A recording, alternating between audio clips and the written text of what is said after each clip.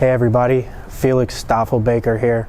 I wanted to read a Time magazine article in its entirety from the series of The Great Reset, and it's called It's 2023. Here's How We Fix the Global Economy by Mariana Mazzucato from October 22nd, 2020 at 8:31 a.m. The year is 2023. The COVID-19 pandemic has come to an end, and the global economy is on the path to recovery. How did we get here? How did our economy and society evolve to overcome the greatest crisis of our age? Let's begin in the summer of 2020, when an unabated spread of disease was heralding an increasingly dire outlook for economies and societies. The pandemic had exposed critical vulnerabilities around the world: underpaid essential workers, an unregulated financial sector, and major corporations neglecting investment in favor of higher stock prices. With economies shrinking, governments recognized that both households and businesses needed help, and fast. But with memories of the 2008 financial crisis still fresh, the question was how governments could structure bailouts so they would benefit society rather than prop up corporation profits and a failing system. In an echo of the golden age of capitalism, the period of 1945, when Western nations steered finance toward the right parts of the economy, it became clear that new policies were needed to address climate risks, incentivize green lending, scale up financial institutions, tackling social and environmental goals, and ban financial sector activity that didn't serve a clear public purpose. The European Union was the first to take concrete steps in this direction after agreeing in August to a historic €1.8 trillion recovery package. As part of the package, the EU made it mandatory for governments receiving the funds to implement strong strategies for addressing climate change, reducing the digital divide, and strengthening health systems. In late 2020, this ambitious recovery plan helped the euro stabilize and ushered in a new European renaissance, with citizens helping to set the agenda. The European leadership used challenge-oriented policies to create 100 carbon-neutral cities across the continent. This approach led to a resurgence of new energy-efficient buildings, revamped public transport designed to be sustainable, accessible, and free. This is an artistic revival in public squares, with artists and designers rethinking city life with citizenship and civic life at its heart. Governments used a digital revolution to improve public services, from digital health to e-cards, and create a citizen-centered welfare state.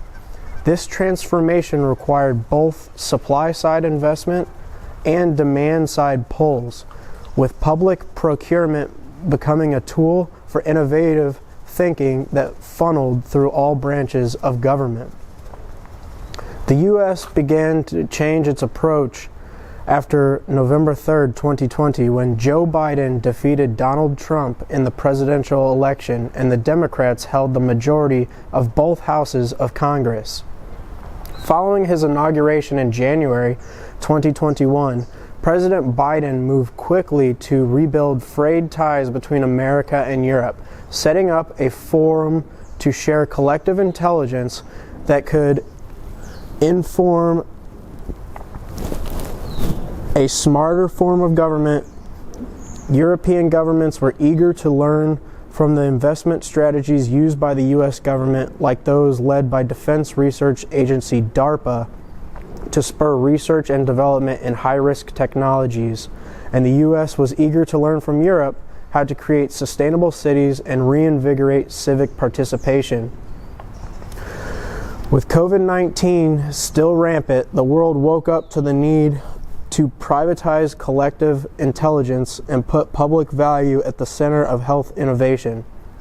The U.S. and other countries dropped opposition to a mandatory patent pool run by the World Health Organization that prevented pharmaceutical companies from abusing patents to create monopoly profits.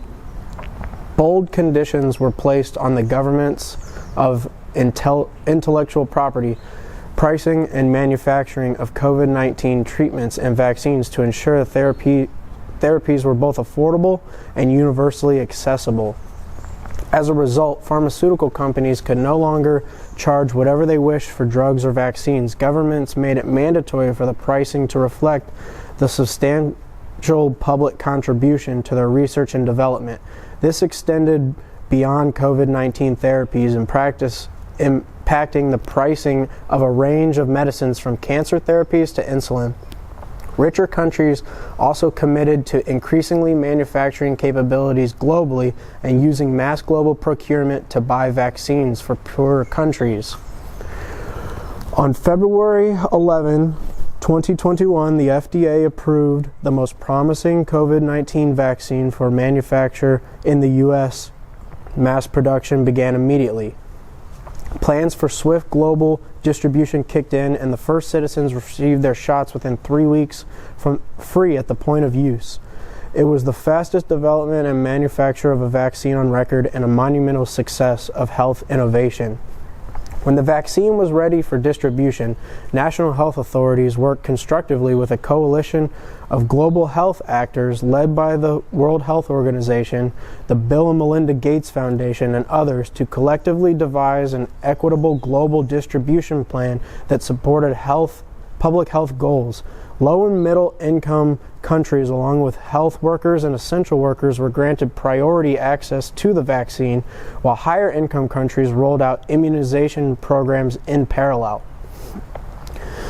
The end was in sight for a health crisis, but in June 2021, the global economy was still in a depressed state. As governments started debating their options for new stimulus packages, a wave of public protests broke out, with taxpayers in Brazil, Germany, Canada, and elsewhere calling for shared rewards in exchange for bailing out corporate giants. With Biden in office, the U.S. took those demands seriously and attached strong conditions to the next wave of corporate bailouts. Companies receiving funds were required to maintain payrolls and pay their workers minimum wage of $15 an hour. Firms were permanently banned from engaging in stock buybacks and barred from paying out dividends or executive bonuses until 2024. Businesses were required to provide at least one seat on their boards of directors to workers, and corporate boards have to have all political spending approved by shareholders. Collective bargaining agreements remain intact, and CEOs had to certify that their companies were complying with rules or faced criminal penalties for violating them. Globally, gold standard bailouts were those that safeguarded workers and sustained viable businesses that provided value to society. This was not always a clear-cut exercise, especially in industries whose business models were incompatible with a sustainable future. Governments were also eager to avoid the moral hazard of sustaining unviable companies, so the U.S. shale sector, which was unprofitable before the crisis, was mostly allowed to fail. The workers were retrained for the Permian Basin's fastest growing solar industry. In the summer of 2022, the other major crisis of our age took a turn for the apocalyptic. Climate change broke down, finally landed in the developed world, testing the resilience of social systems. In the Midwest, a severe drought wiped out crops that supplied 1/6 of the world's grain output. People woke up to the need for governments to form a coordinated response to climate change and direct global fiscal stimulus in support of a green economy. Yet this was not just about big government, but smart government.